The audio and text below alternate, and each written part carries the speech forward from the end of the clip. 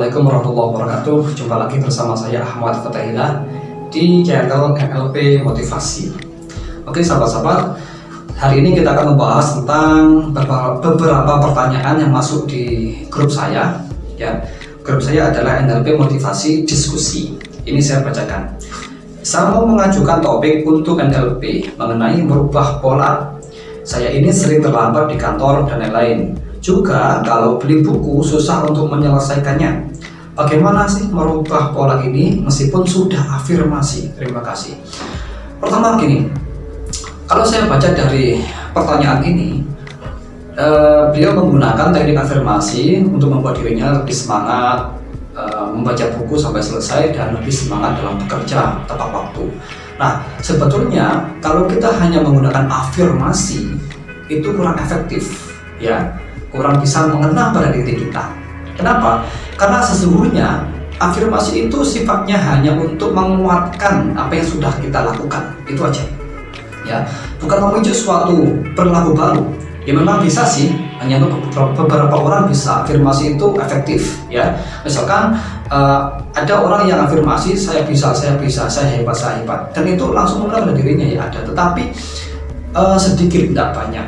Kebanyakan orang, ya termasuk saya sendiri, kalau afirmasi itu kurang mengena, kurang efektif, dan hasilnya pun tidak permanen. Artinya apa? Sekarang afirmasi, besok sudah lupa afirmasinya, sudah gak ada efeknya sama sekali gitu. Ya, sekarang semangat karena afirmasi, besok sudah loyo lagi nggak semangat seperti itu. Kenapa? Karena afirmasi itu sifatnya nggak permanen, ya, dan kurang efektif. Ya, boleh digunakan asalkan sudah punya niat yang kuat dan sudah punya motivasi yang kuat pula. Nah, kalau sudah punya niat yang kuat, sudah punya motivasi yang kuat, maka yang ketiga adalah afirmasi ini untuk menguatkan keduanya. Maka nanti afirmasinya bisa efektif, seperti itu. Nah, makanya yang perlu Anda lakukan adalah pertama menguatkan niat terlebih dahulu. Yang kedua menguatkan motivasi terlebih dahulu, baru gunakan afirmasi. Oke. Maka yang kita bahas adalah tentang niat dan motivasi. Nah, saya pernah membahas di video sebelumnya tentang niat ini ya. Niat itu sangat powerful sekali ya, ibaratnya adalah ruh dalam diri kita. Ya bayangkan kalau diri kita, tubuh kita nggak ada ruhnya, pasti ya mati. Begitu pula dengan aktivitas, entah itu bekerja atau belajar atau apapun ya. Kalau kita sering telat dalam bekerja atau bahkan nggak bisa menuntaskan suatu buku yang kita baca, maka itu pasti dikarenakan niatnya kurang kuat ya. Atau kalau sudah niat berarti kurang spesifik niatnya. Begitu. Nah, bagaimana caranya membuat niat yang spesifik? Caranya adalah harus Anda tulis bisa, atau diangan-angan saja cukup, nggak apa-apa. Yang penting jelas dan spesifik. Ya, misalnya gini, dalam bekerja Anda niat untuk ibadah kepada Tuhan yang Maha Kuasa. Yang kedua untuk mencari rezeki yang halal untuk menghidupi keluarga. Yang ketiga bekerja untuk meningkatkan kualitas pribadi supaya semakin sukses. Nah, seperti itu. Yang keempat, bekerja supaya tidak menjadi miskin, supaya menjadi kaya, supaya lebih mandiri dan sebagainya. Nah, itu coba Anda tulis di kertas atau cukup diangan-angan saja, kemudian baca pelan-pelan, hayati dan resapi, ya.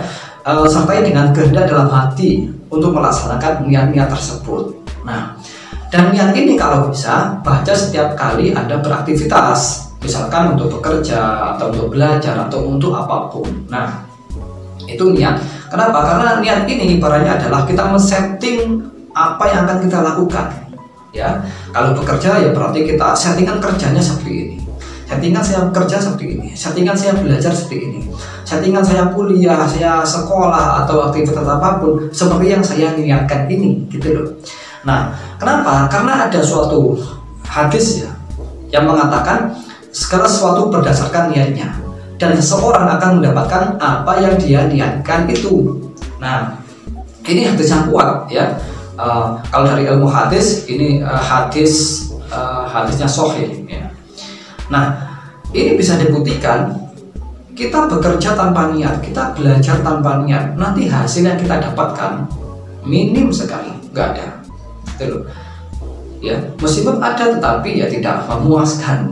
Nah, dampaknya ya kita sering telat, kemudian kita mungkin malas-malasan dan lain sebagainya. Kalau baca buku nggak bisa sampai selesai dan lain sebagainya. Nah, jadi yang pertama adalah niat perbaiki terlebih dahulu ya. Yang kedua adalah tentang motivasi. Nah, sebetulnya yang pertama ini itu sudah powerful banget. Kita tambah lagi motivasi.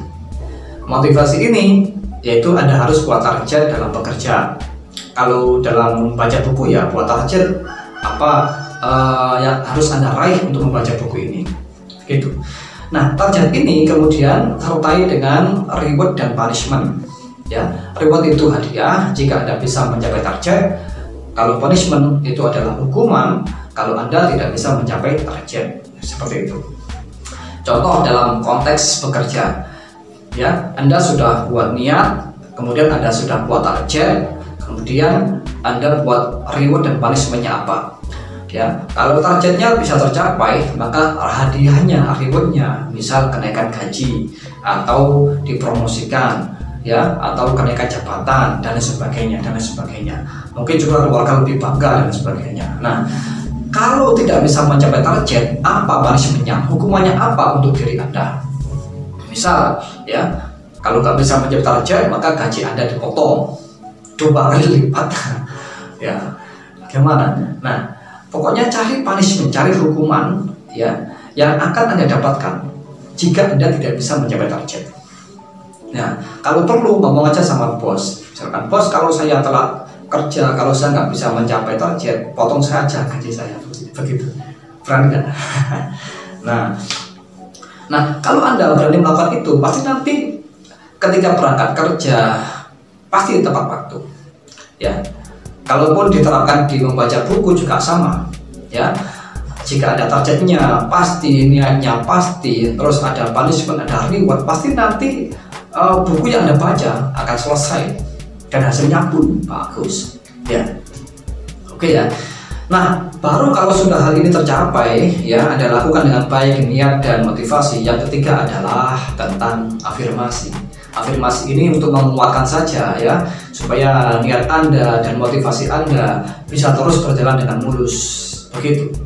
Nah, itu kalau saya begitu ya. Afirmasi malah saya tidak saya utamakan, malah saya taruh paling belakang. Ya, saya lakukan ketika kalau saya sudah niatnya kuat, kalau saya sudah punya motivasi yang kuat, baru afirmasi ini saya buat, saya ucapkan untuk mendukung niat dan motivasi saya. Seperti itu. Maka nanti afirmasi saya itu bisa permanen. Begitu. Nah, oke, jelas ya. Semoga bermanfaat. Kalau Anda mendapatkan sesuatu di video ini, ya, maka Anda share video ini ke teman-teman Anda di sosial media. Dan jangan lupa tonton lagi 2 video saya di bawah ini, ya. Dan mohon maaf, terima kasih. Assalamualaikum warahmatullahi wabarakatuh.